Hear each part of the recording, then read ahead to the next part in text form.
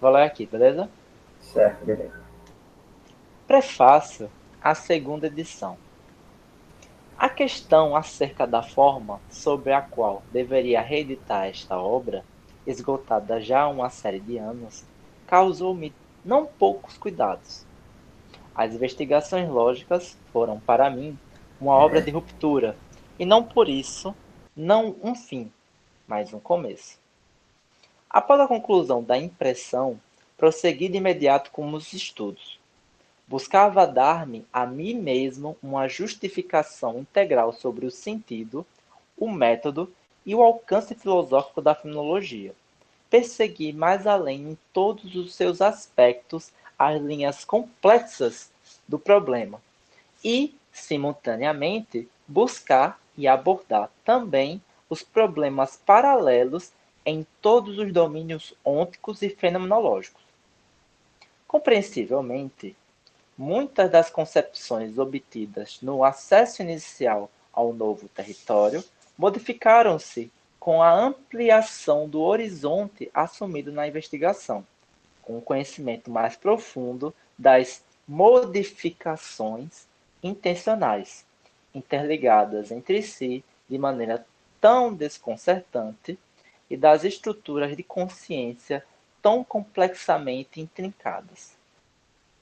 Obscuridades remanescentes foram esclarecidas, ambiguidades desfeitas, observações isoladas, às quais não se podia de início atribuir nenhuma importância especial, receberam, pela sua integração em conexões mais vastas, um significado fundamental.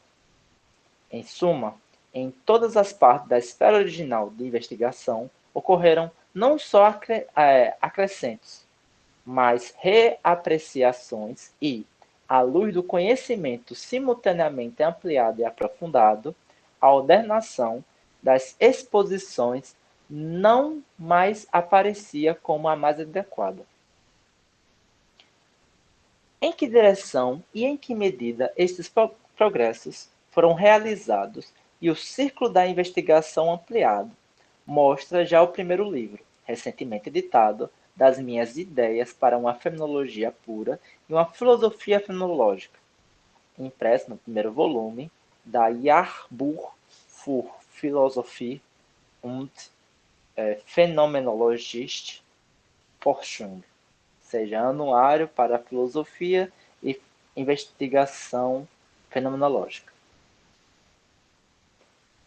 E mostrará ainda melhor a publicação que se seguirá em breve dos restantes dois livros.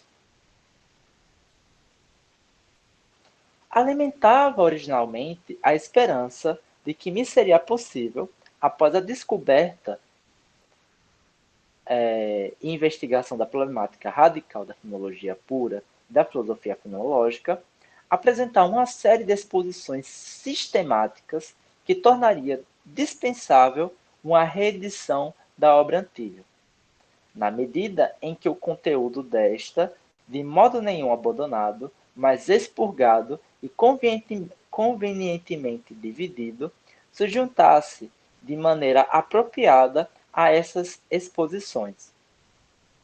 Durante a execução, contudo, levantou-se-me um sério escrúpulo.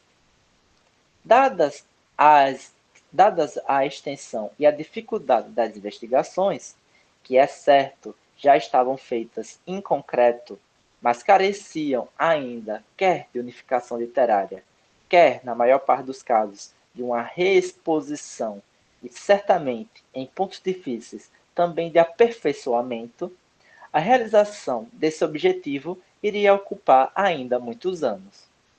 Decidi-me, então, a esboçar, em primeiro lugar, as ideias. Elas deveriam fornecer uma representação geral e, contudo, substancial, porque assentando indiretamente em trabalho efetivamente realizado, da nova fenomenologia, do seu método, problemática, sistemática, função de possibilitação de uma filosofia rigorosamente científica, bem como de uma teorização racional da psicologia empírica. Posteriormente, contudo, deveria seguir-se a reedição das investigações lógicas, sobre uma forma aperfeiçoada, as quais, adequadas na medida do possível ao ponto de vista das ideias, poderiam ajudar a introduzir o leitor ao modo de trabalho efetivo, fenomenológico e teórico cognoscitivo. Desculpa. Porque, se estas investigações são consideradas úteis aos interessados pela fenomenologia, isso se deve a que não fornecem um mero programa, e com efeito, um programa daquele estilo ambicioso de que a filosofia está sobejamente bem fornecida, mas sim ensaios de trabalho fundamental efetivo acerca das coisas, imediatamente intuídas e apreendidas. E deve-se a que estas considerações, mesmo lá onde procedem criticamente, não se perdem na discussão de pontos de vista, mas deixam a última palavra às coisas mesmas e ao trabalho a elas respeitante.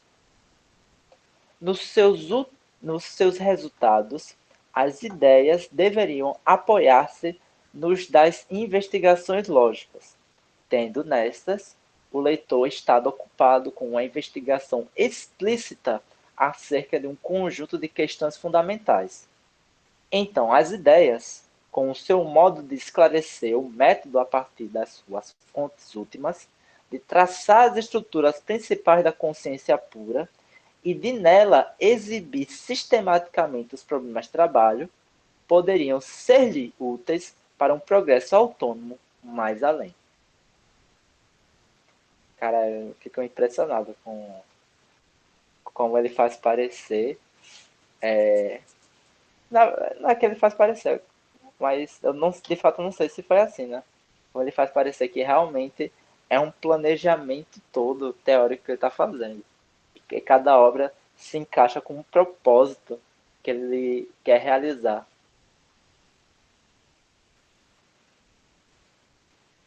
A realização da primeira parte do meu plano era relativamente fácil, e embora a extinção inesperada dos dois primeiros livros das ideias, aqueles que para o efeito vinham essencialmente a propósito, esboçados de um só fôlego, tivesse obrigado, já durante a impressão, a dividir a publicação. O livro 1 seria, provisoriamente, por si só, suficiente. Muito maior era a dificuldade do meu segundo objetivo. O conhecedor pode verificar sem mais a impossibilidade de elevar plenamente a obra antiga ao nível das ideias. Tal significaria uma composição inteiramente nova da obra, um adiantamento ad calendas grecas, tendo em atenção os objetivos que justificavam a nova edição. Pareceu-me, porém, uma decisão mais cômoda do que a conscienciosa a de desistir totalmente de uma reelaboração e fazer uma reimpressão meramente mecânica da obra. Ser-me-ia legítimo conduzir o leitor novamente através de todos os equívocos, hesitações e erros que, embora na primeira edição de uma tal obra fossem perdoáveis e dificilmente evitáveis, iriam dificultar-lhe inutilmente uma apreensão clara do essencial? Caralho, ele ainda é progressista da oficina. Unicamente me restava, então, buscar uma via intermédia e fazer algumas concessões dolorosas, porque isso significava deixar ficar certas obscuridades e até erros próprios da unidade de estilo da obra. Para a reelaboração, foram determinantes as seguintes máximas. Primeiro, nada admitir na nova edição de que eu não estivesse inteiramente convencido, ser digno de um estudo rigoroso. Desculpa, de um estudo rigoroso. É o cara de Descartes. Isso aqui tá muito parecido com o Descartes, vai pensar a mesma coisa. A esse respeito, poderiam, por conseguinte, permanecer alguns erros isolados, desde que os pudesse admitir como um estágio natural em direção à verdade, a partir da qual se poderia reavaliar as suas boas razões. Poderiam então dizer a mim mesmo, os leitores provenientes das correntes filosóficas atuais, que são essencialmente ainda os mesmos da década que esta obra apareceu, encontram na obra inicialmente apenas um acesso a certos estádios fenomenológicos e lógicos prévios, assim como outrora o autor.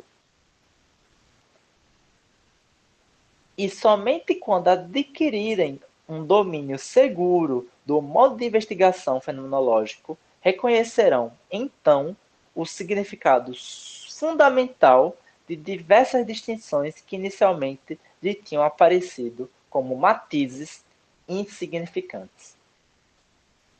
Segundo, aperfeiçoar tudo aquilo que pudesse ser melhorado sem alterar profundamente o curso e o estilo da obra antiga, mas principalmente trazer à expressão mais determinada os novos motivos de pensamentos nelas irrompidos, motivos que o autor, contudo, na primeira edição, ainda inseguro e hesitante, ora acentuava agudamente, ora fazia apagar. Terceiro, elevar o leitor progressivamente no curso das exposições até um nível geral relativamente crescente de intelecção, segundo, aliás, o traço característico original da obra. Deve aqui fazer-se lembrar que a obra era uma cadeia de investigações sistematicamente ligadas, mas não propriamente um livro ou obra em sentido literário. Nela ocorre um permanente ascender de um nível inferior para um nível superior, um trabalho de superação em direção a intelecções lógicas e fenomenológicas sempre novas, que não deixam inteiramente intocadas as anteriores. Novos extratos fenomenológicos emergem repetidamente e participam na determinação da apreensão dos anteriores. Esse caráter da obra antiga tornou-se possível um modo de reelaboração que leva o leitor conscientemente a ascender de tal modo que a investigação final, o estágio das ideias, está essencialmente alcançado, e neste ponto as obscuridades e insuficiências admitidas aparecem esclarecidas à intelecção. Ou seja, você vai Puta ler assim, merda. a gente tá fazendo certo, a gente tá começando dessa obra, a gente vai lendo, subindo a rampinha, subindo a rampinha, subindo a rampinha, subindo a rampinha, até que a gente vai chegar no auge lá nas ideias. Só Quer dizer, que, até aquele fale. momento, né? Porque Aham. Tem que ele escreveu, retornar de novo. não, ele escreveu isso no momento da publicação das ideias. Ele depois publicou mais coisa. Tem que ver se ele ainda não vai continuar subindo. Aumentando. Amiga, eu É. só queria tirar uma pergunta. Esse mesmo percurso tem que ser feito dentro da própria obra? Para mim também entendi que tem que ser feito dentro da própria obra também. Então, o que eu estou entendendo no texto, que não é muito, Certo. que ele está fazendo a seguinte avaliação. Olha, eu ainda viro para esse trabalho que eu acabei de estar reeditando e eu percebo que ele faz parte de um desenvolvimento teórico meu importante. Certo. No entanto, como ele é uma obra de início de ruptura, eu vou colocar nesse termos, ele é obsoleto em vários pontos. Obsoleto, né? Obsoleto. Sim, certo. Ele é cheio de imperfeições, visto ao meu projeto final. Aí a questão que ele está tentando colocar tá, então eu tenho que reescrever a obra toda, ou reelaborar a obra toda? Aí ele decidiu que não. E aí ele, é, e aí o que ele está tentando é, fazer é te explicar, a partir dessa leitura, o que você pode obter, eu acho. Então, o que eu acho que ele está dizendo é o seguinte, olha, essa obra, em vista de, se você já leu as ideias, o que você vai perceber é que existe um certo número de obscuridades, algumas excitações, etc. e tal. Mas, no entanto, o valor dela se mostra que lá estão sendo colocadas questões em que elas vão ascendendo progressivamente até chegar à sua resposta, vamos dizer, mais acabada nas ideias. Então, meio que você sobe como se fosse uma escadinha. Certo, entendi.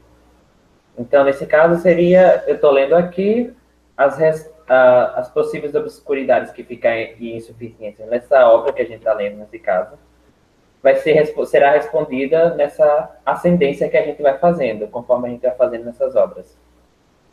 Exatamente. Acho que é isso. Eu tô achando que é isso. É como se ele Entendi. estivesse fazendo assim, olha, o trabalho mais acabado que eu tenho a esse respeito são as ideias. Ok. Mas eu ainda vejo muito valor nas investigações lógicas, porque de fato as questões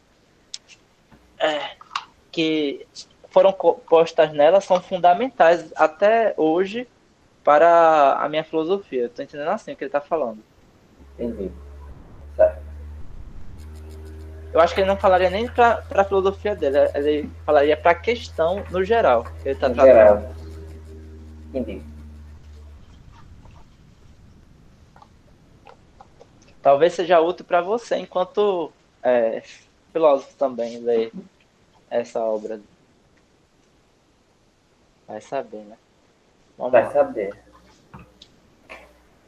Você pode virar fenomenólogo. Não, Matheus obrigado. Hidalgo é fenomenólogo. Não, gente. Eu acho que ele é um autor interessante para ler, mas não para trabalhar. Ah, quem sabe, né? Sei Então lá, vamos né? lá. Vai, no final do ano eu mudo. Aí, 2021 tá Pode aí para isso. ainda tem muitos livros do Ossa para você mudar de ideia. Vamos lá. Procedi no segundo. Não. Procedi no sentido dessas máximas, no que diz respeito às duas partes agora editadas, os prolegômenos e a primeira parte do segundo volume, tenho a impressão de que o grande esforço empregue não foi em vão. Tive, naturalmente, hora de completar, hora de eliminar, hora de reescrever frases isoladas, parágrafos e capítulos inteiros. O conteúdo do pensamento tornou-se mais denso e extenso, e o tamanho da obra, em especial do segundo volume, apesar de me abstido do acrescento de qualquer lastro crítico, cresceu irremediavelmente, motivo porque este volume teve de ser dividido. Em relação às investigações particulares e à sua reconfiguração, deve dizer-se o seguinte: os prolegômenos à lógica pura são, quanto ao seu conteúdo essencial, uma mera reelaboração de duas séries complementares de lições proferidas em Halle no verão e no outono de 1896. A isso se deve a maior vivacidade da exposição, que acabou por ser favorável à sua influência.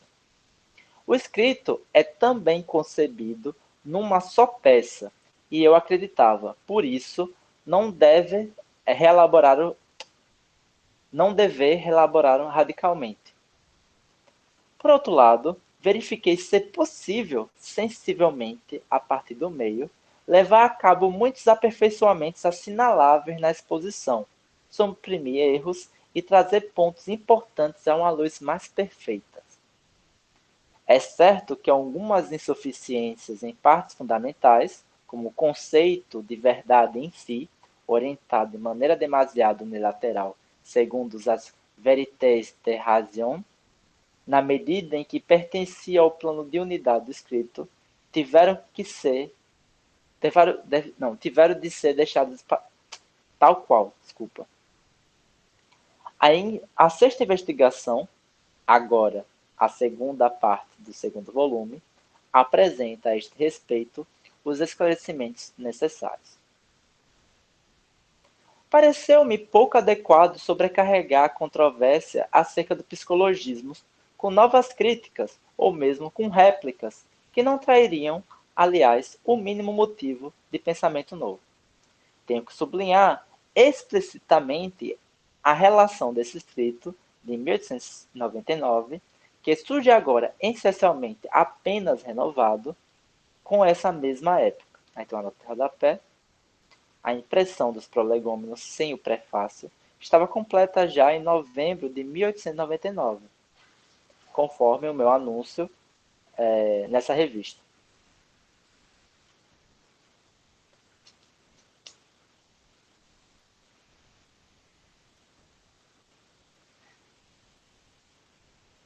Desde o seu aparecimento em algum dos autores que eu visava como representantes do psicologismo lógico, alteraram essencialmente a sua posição. Assim, por exemplo, T.H. Lipps, nos seus escritos sobremodo significativos originais, já não é de todo, desde cerca de 1902, o mesmo autor que é aqui citado. Também não se deve esquecer, visto que a minha exposição não toma este fato em consideração, que outros autores procuraram, entretanto, fundamentar de outro modo a sua posição psicologista. No que importa ao segundo volume da nova edição, foi inteiramente reelaborada a introdução indecisa que tão pouco jus fazia ao sentido essencial e ao método das investigações efetivamente realizadas. Apercebi-me das suas deficiências logo após a publicação e encontrei, prontamente à ocasião, uma recension no Archive of System Philosophy 11, volume 11, né, de 1903, página 97 seguintes, para levantar objeções à minha própria designação da fenomenologia como psicologia descritiva. Alguns pontos principais de monta encontram já aí, em breves palavras, uma caracterização bem definida. A descrição psicológica levada a cabo na experiência interior aparece posta ao mesmo nível da descrição levada a cabo na experiência exterior dos processos naturais exteriores. A descrição psicológica é, por outro lado, posta em oposição à descrição fenomenológica, da qual ficavam inteiramente excluídas todas as interpretações transcendentes dos dados imanentes, e mesmo aquelas interpretações que os tornam como atividade de estados psíquicos, de um eu real. As descrições da fenomenologia, lê-se nessa recessão, não dizem respeito a vivências ou a classe de vivências de pessoas empíricas, pois de pessoas, de vivências minhas ou de outros, ela nada sabe e nem conjectura coisa alguma. Sobre tais vivências, a fenomenologia não levanta questão, não procura determinações, nem elabora hipóteses. A total claridade reflexiva que nesses e nos anos seguintes alcancei sobre a essência da fenomenologia e que paulatinamente conduziu a doutrinas sistemáticas das reduções fenológicas, conforme as ideias 1, seção 2, foi utilizada tanto para a reelaboração da introdução quanto para o texto de todas as investigações subsequentes, e neste aspecto a obra inteira foi elevada a um grau de clareza essencialmente superior. Das 5 investigações que preenchem a primeira parte do segundo volume, a primeira, Expressão e Significação, conserva, também na nova edição, o seu caráter meramente preparatório. Ela dá a pensar, dirige o olhar do fenomenólogo principiante para o problema inicial, mas já muito difícil, da consciência de significado, sem contudo lhe fazer ainda inteira justiça. A maneira como ela lida com as significações ocasionais, às quais, aliás, bem vistas as coisas, pertencem todas as predicações empíricas, é um ato de violência, a consequência necessária da imperfeita apreensão, nos prolegômenos, da essência da verdade em si. Mencione-se como uma insuficiência dessa investigação que somente na conclusão do volume se poderá compreender e corrigir o fato de nele não estar ainda considerada a diferença e o paralelismo entre o noético e o noemático, diferença e paralelismo de cujo papel fundamental em todos os domínios da consciência só as ideias dão conta, mas que já irrompia em muitas formulações isoladas nas investigações finais da obra antiga. Por isso, tampouco resulta claro o essencial duplo sentido da significação como ideia. O conceito noético de significação é unilateralmente acentuado, ao passo que, em muitas passagens importantes, é tomado em consideração preferencialmente o conceito noemático de significação. A segunda investigação, sobre a unidade ideal da espécie e as teorias modernas da abstração, não tinha, dentro do seu estilo, mas também na sua limitação, uma certa completude, que não tornava desejável uma formulação profunda, mas aconselhava, antes, muitas emendas isoladas. Agora como, então, permanecem por discutir os tipos de ideias fundamental e essencialmente distinguíveis, às quais correspondem naturalmente ideações fundamental e essencialmente distintas. Trata-se, nesta investigação, somente de que, num tipo representado, por exemplo, pela ideia de vermelho, sejam vistas ideias e que se aprenda a tornar clara a essência de um tal ver. A terceira investigação, da doutrina dos todos e das partes, sofreu uma reelaboração profunda, apesar de, nela, não ter havido a necessidade de fazer compromissos insatisfatórios, correções tardias e outros aprofundamentos. Aqui, trata-se de proporcionar ao sentido da investigação e aos seus resultados, que julgam importantes, uma maior eficácia e de afastar diversas imperfeições da sua execução. Tenho a impressão de que esta investigação foi pouco lida. Ela deu-me uma grande ajuda, sendo também um suposto essencial para a plena compreensão das investigações seguintes. Com a quarta investigação, sobre a diferença entre as significações independentes e dependentes e a ideia da gramática pura, passa-se o mesmo que com a terceira. O meu ponto de vista também não se alterou aqui. O texto sofreu, além de emendas, também diversos enriquecimentos do seu conteúdo, que apontam já para uma publicação futura das minhas lições sobre lógica.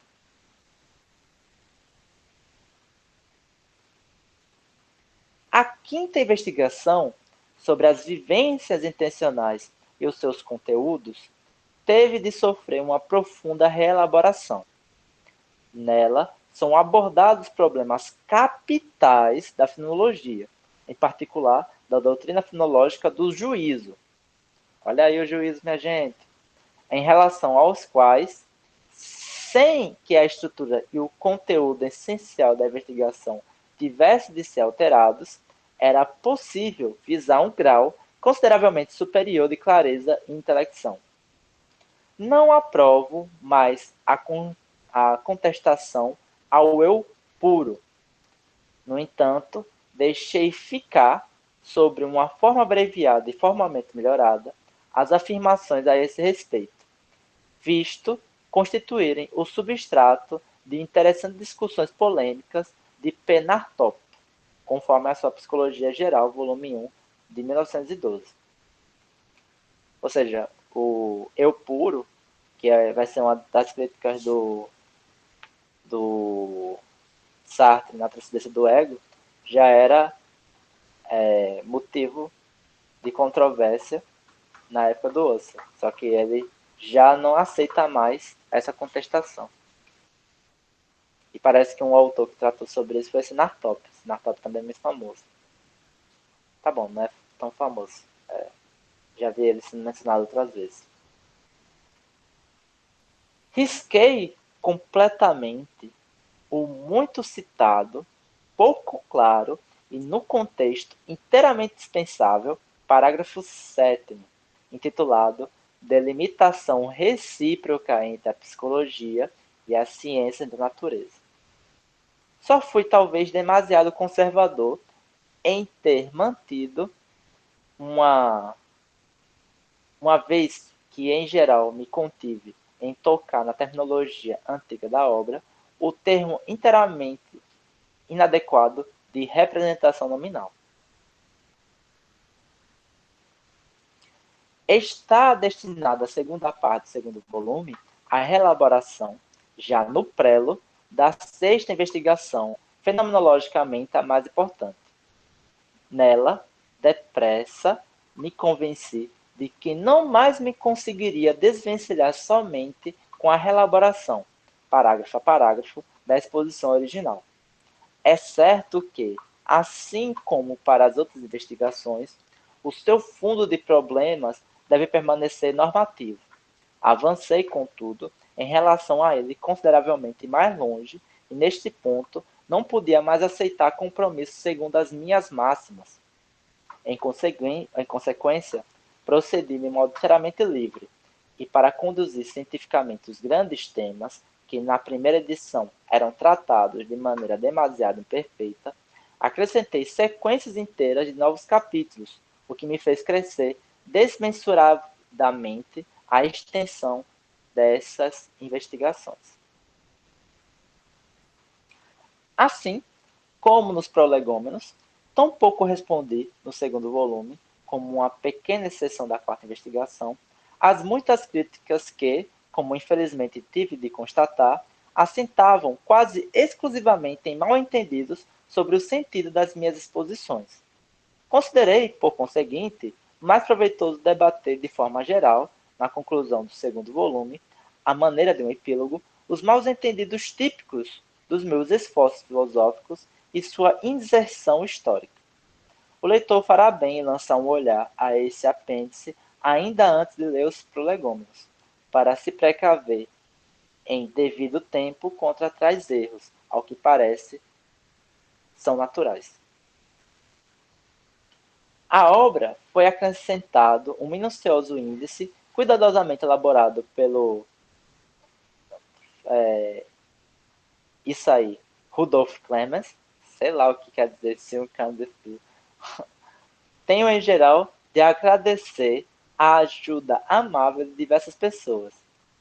Na primeira linha, ao Sr. Prefat Townsend, Dr. Adolf Reinhardt, que há 2 anos, quando das primeiras ideias pormenorizadas sobre a possibilidade de uma reelaboração da obra, esteve com diligência e perícia ao meu lado. O cuidado da correção foi essencialmente avaliada pela colaboração fiel dos senhores Dr. Hans Lips e do Jean Hering. Isso foi escrito em Göttingen, outubro de 1913, por Edmund Husserl. Bonitinho, né? Sim. E aqui começa o primeiro volume, Prolegômenos à Lógica Esse Pura. negocinho é muito engraçado. Aí aqui, ó, tem uma nota da pé, a primeira parte.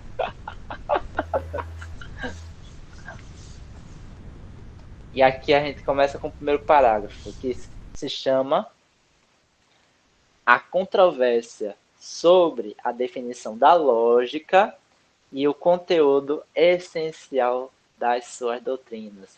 Fica a questão aí, o que é lógica? Os lógicos contemporâneos têm dificuldade de responder essa questão. Talvez precisamos voltar a essas questões da Alemanha do começo do século XX. Quer falar uma coisa, Diego? A minha pergunta era besta, mas por que eles acham ainda complicado definir o que é lógica? Rapaz, Eu acho que tem diversas questões, né? Uma delas é que a lógica meio que se confundiu com um formalismo. Parece que perdeu o seu significado, né? Ah, Agora, a lógica é um conjunto de sinais que que tem determinados teoremas, mas eles não se preocupam muito, ou pelo menos eles acreditam que sabem o suficiente para continuar lidando com ela. Mas não se preocupam muito não com esse tipo de questões. Eu acho gravíssimo isso. Eles tratam como uma espécie especial de cálculo formal.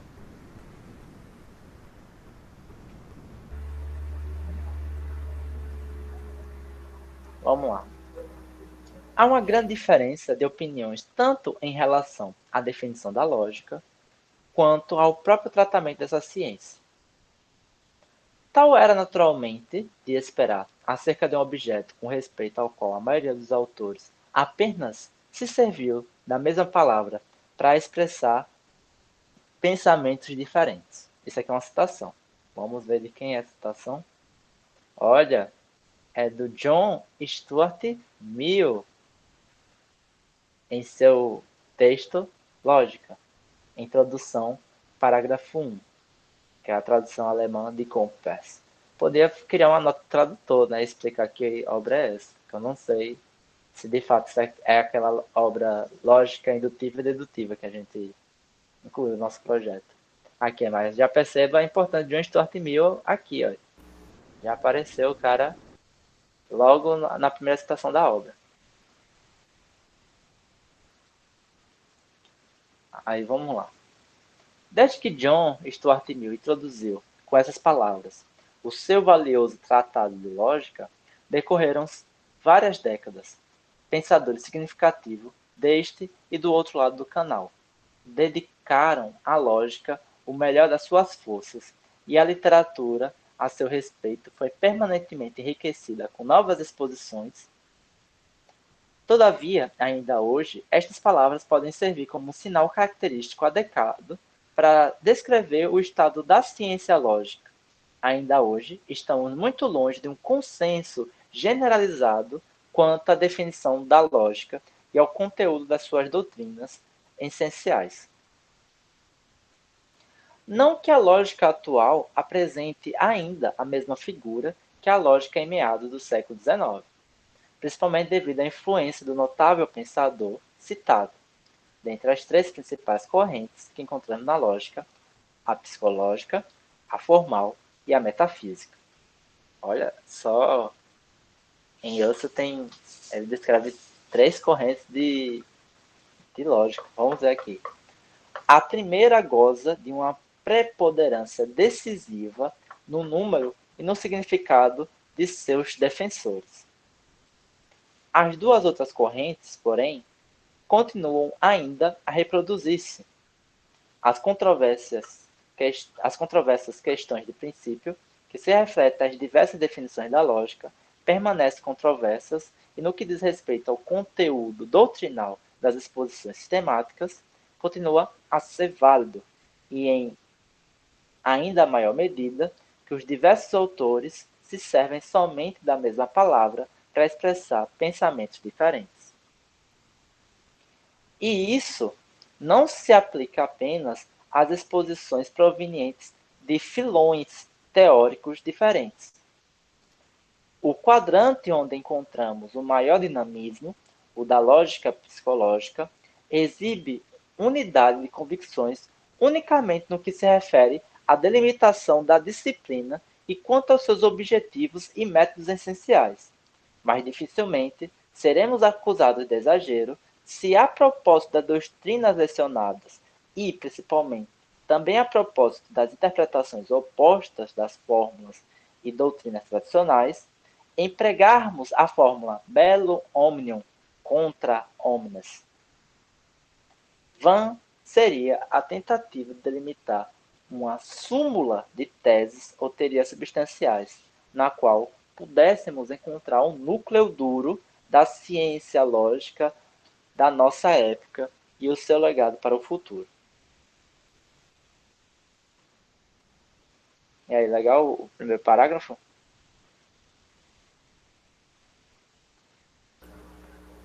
Eu acho que sim, mas Uhum. é uma loucura, me perdi no meio do caminho, mas tudo bem.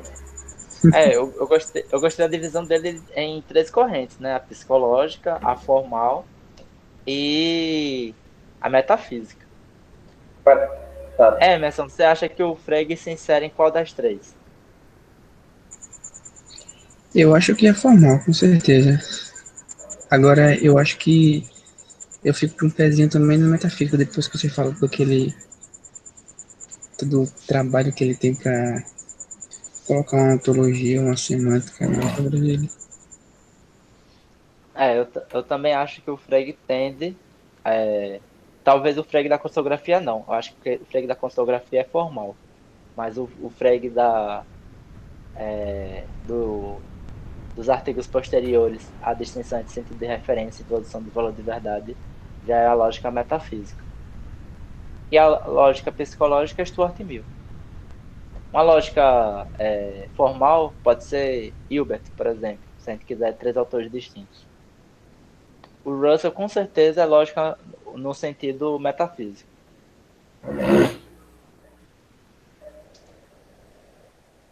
Vamos lá. Parágrafo 2. Necessidade de uma discussão renovada das questões de princípio.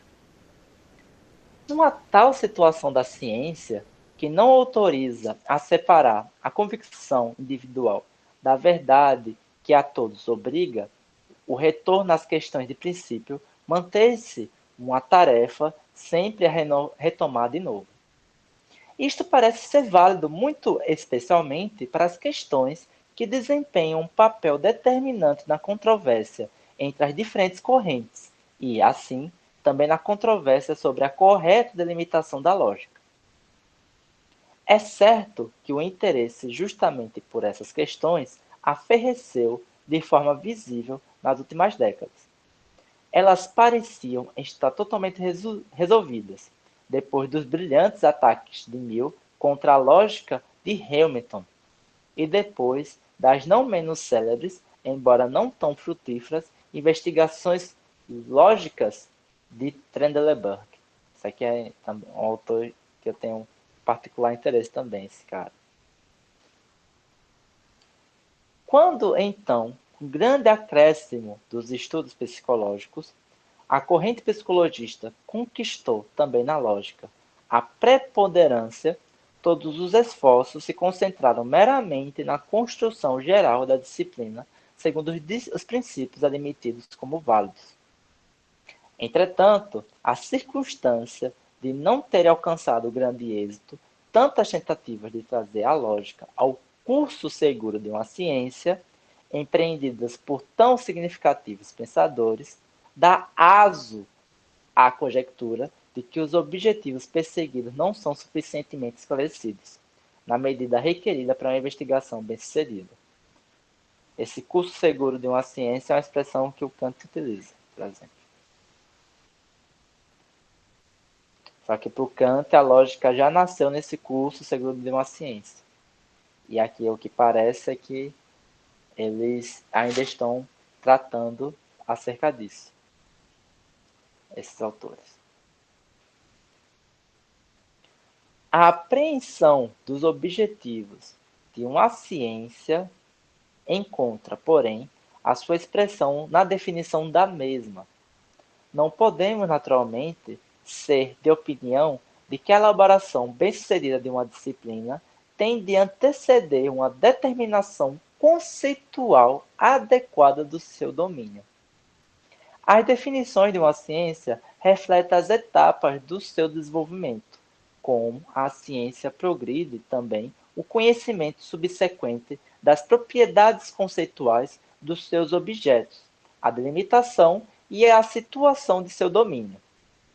Entretanto, o grau de adequação das definições e das concepções do domínio, que nele vão sendo cunhadas, exerce também sua repercussão sobre o curso da própria ciência, e essa repercussão, consoante a direção em que as definições se afastem da verdade, pode ser ora de menor, ora de muito significativa influência sobre o curso do desenvolvimento da ciência.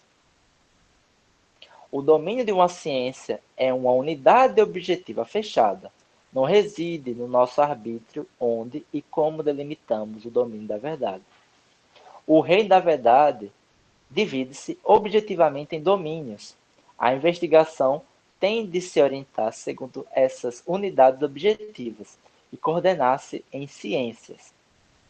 Há uma ciência dos números, uma ciência das figuras espaciais ou dos seres animados, mas não uma ciência própria dos números primos, dos trapézios, dos leões e nem de tudo isso tomado em conjunto. Ora, onde um grupo de conhecimentos e problemas se impõe como homogêneo, conduz à constituição de uma ciência. Aí a inadequação da delimitação só pode consistir em que o conceito do domínio foi apreendido inicialmente de modo demasiado estreito em relação ao dado, que os encadeamentos de conexões fundamentadoras se estendem além do domínio considerado, e só num domínio mais distante convergem numa unidade sistematicamente fechada. Uma tal restrição do horizonte não necessita influenciar desfavoravelmente o progresso salutar da ciência. Pode acontecer que o interesse teorético encontre a sua satisfação inicialmente no círculo mais estreito, que é o trabalho que nele pode ser feito sem um recurso às ramificações lógicas mais vastas e profundas, seja justamente aquele que faz inicialmente falta. Mais perigosa é, entretanto, uma outra imperfeição na delimitação do domínio, a saber, a confusão de domínios. Caramba, real, muitas concordâncias aqui com esse texto. A mistura do que é heterogêneo numa pretensa unidade de domínio, especialmente quando se funda numa interpretação totalmente errônea do objeto cuja investigação pretende ser o objetivo essencial da ciência visada. Uma tal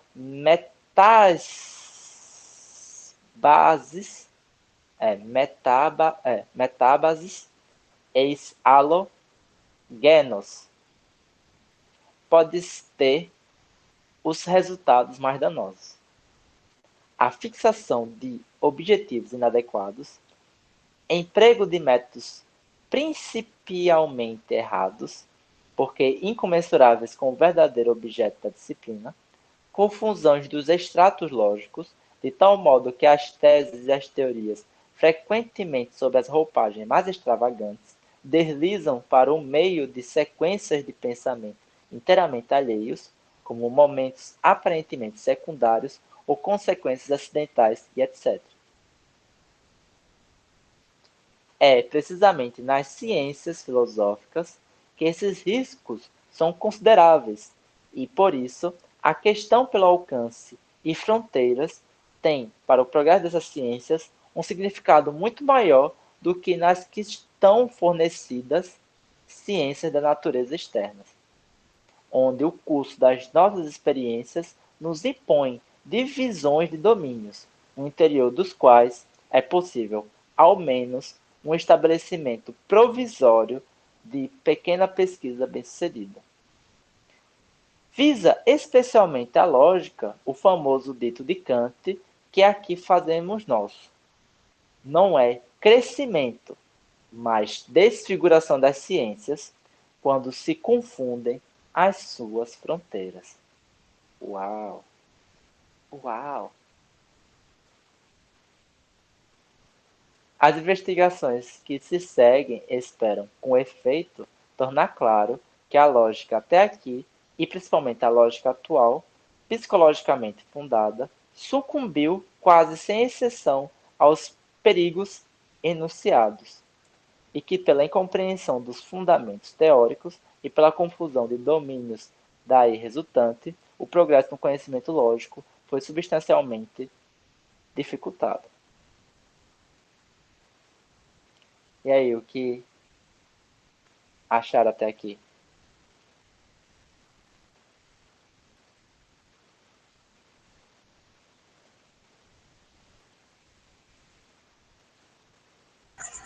Eu achei muito interessante que vai muito na linha do nossa liga, né? Tipo, todo aquele aparato que vocês moldaram para a gente seguir as reuniões e leituras. Se vocês puderem ver pessoalmente, eu ficaria muito agradecido. Tranquilo, envio sim. Aí, o que ele faz é uma coisa que eu também compartilho dele. Que, tipo, as pessoas tentam se esquivar das questões querendo turvar distinções. Como se, de fato, não, essas distinções não existissem. Tipo, você vai falar uma natureza de uma determinada ciência, a pessoa fala, não, mas isso não é bem assim, porque, por exemplo, a física também trata de matemática. Então, como é que você vai separar agora matemática de física? Os limites não são bem delimitados, são meio tênues.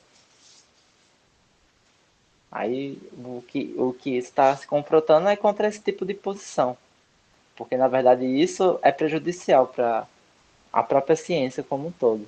Porque você deixa de ter métodos bem estabelecidos para aquela ciência, deixa de ter boas definições para aquela ciência, quando você simplesmente entrega que as decisões não são bem definidas. Não procura, de fato, na natureza da coisa, descobrir qual é a sua distinção a respeito de outra. Pelo menos foi assim que eu interpretei o texto.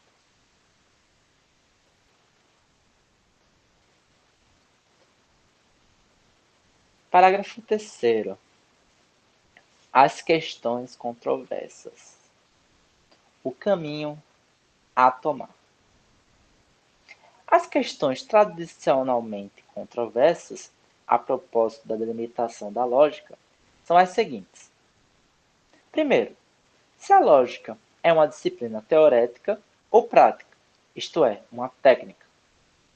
Segundo, se é uma ciência independente e, em especial, independente da psicologia ou da metafísica. Caralho, que texto fantástico esse, velho. Terceiro, se é uma disciplina formal, ou segundo, se usa a considerar, se diz respeito só à mera forma do conhecimento, ou se tem de dizer respeito também à sua matéria. Quarto, se tem o caráter de uma disciplina a priorística e demonstrativa, ou empírica e indutiva. Vamos brincar um pouco. E aí, qual vocês acham que é a resposta para essas controvérsias na opinião individual de cada um de vocês? Questão 1. A lógica é uma disciplina teórica ou teorética ou prática, no sentido de uma técnica? Eu diria aquela teoria. Ai, calma aí. Cara, eu me vejo perdido nessa concepção, porque eu tomo a lógica como as duas coisas, assim, eu tendo a entender a lógica. Certo, mas aí também tem que delimitar em qual parte ela vai ser a parte teorética e em que parte ela vai ser a parte prática. Uhum. Você tem, segundo a interpretação que eu coloquei, você tem que definir os escopos de cada uma, né? Se elas são as Uhum. duas, em que medida começa a teórica e aí que medida termina a teórica e começa a prática, e vice-versa. Mas eu só coloquei porque eu acho que questões ainda assim colocáveis até hoje, essas questões. Não, Segundo, sim, Concordo. realmente. se é uma ciência independente e, em especial, independente da psicologia ou da metafísica. Qual é a resposta que vocês têm? Eu diria que, sem delimitação em escopo, ela teria uma parte que seria independente e outra dependeria de alguma coisa. né? Ou da psicologia, ou da metafísica. Aí também dependeria de que parte ela dependeria de uma e seria independente da outra. O Kant faz uma distinção desse tipo. Ele divide lógica geral, lógica transcendental e lógica especial, específica, alguma coisa assim. Certo. Para conseguir fazer essa distinção, né? Porque tem lógica que não importa o objeto considerado. Essa é a lógica geral, Certo. pelo que eu me lembro. Tem lógica que ela depende do objeto de consideração. Ela só pode ser aplicada a objetos fenomênicos, eu acho. Eu tô com o canto enferrujado, depois eu posso até ver. Posso até ver não, posso mandar uma passagem que fala sobre a lógica em Kant. Certo, amigo. Pode mandar. Certo. E terceira, se é uma disciplina formal, ou, segundo se usa a considerar, se diz respeito a só uma mera forma do conhecimento, ou se tem de dizer a respeito também à sua matéria. Ou seja, se a lógica é forma ou também é forma e matéria do conhecimento. E, finalmente, quarto, se ela tem um caráter de uma disciplina priorística e demonstrativa ou empírica e indutiva. Que é o... Aqui eu posso posicionar, por exemplo, Frege versus Mill. Todas essas questões controversas estão tão intimamente ligadas entre si que a tomada de posição acerca de uma, pelo menos até certo ponto, condiciona ou influencia faticamente a tomada de posição sobre as restantes. Uau! Essa vocês não esperavam, não? Os partidos não são propriamente mais que dois. A lógica é uma disciplina teorética, independentemente da psicologia, e simultaneamente uma disciplina formal e demonstrativa. Assim julga um partido. O outro é uma técnica dependente da psicologia, pelo que fica automaticamente excluído que possua o caráter de uma disciplina formal e demonstrativa, no sentido da aritmética, que, para a outra parte, serve de modelo.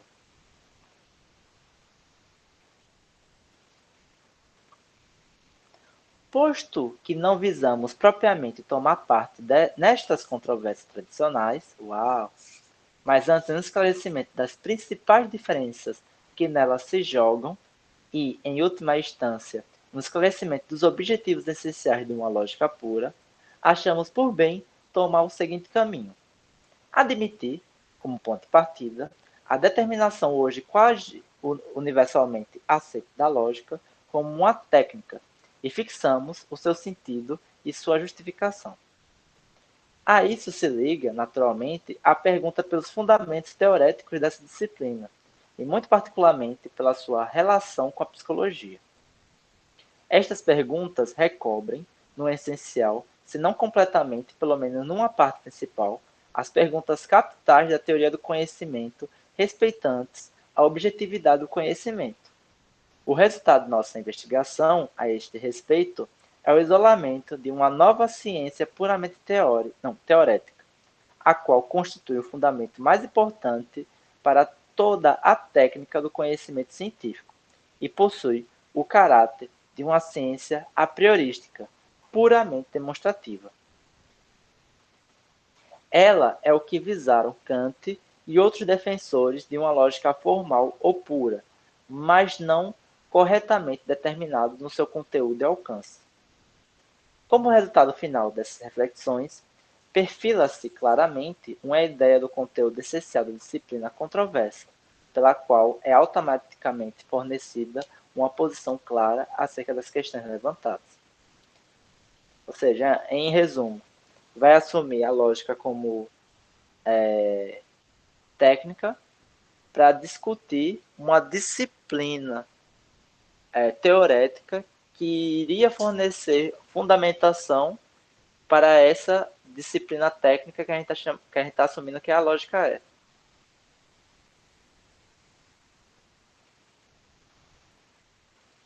Pelo menos foi isso que eu entendi dessa última parte.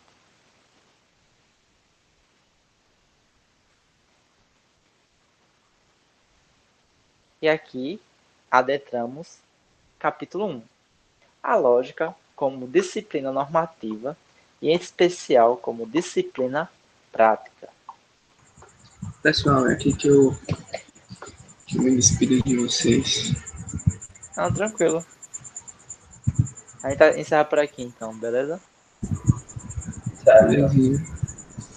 Vou ver se eu adianto um trabalho do Mena aqui para ler também. Puxa, Não, tranquilo. Tranquilo mesmo. Eu gostei muito, a gente entendeu bastante desse texto hoje. Amém. Conseguiu entender muitas coisas do texto? sim. Eu achei interessante. Depois vocês vêm para mim também. Uma relida nele. Compreendi Tranquilo. 2%. 10%. Mas é isso mesmo, eu também não compreendi muito não. Sei lá, aí tem esse livro, aí depois que a gente terminar esse livro, vem o volume 2. Depois de terminar esse volume 2, tem as meditações cartesianas, tem a filosofia como a ciência do rigor, tem a ideia de fenomenologia, e assim por diante. Ah, que amor, que paixão. É.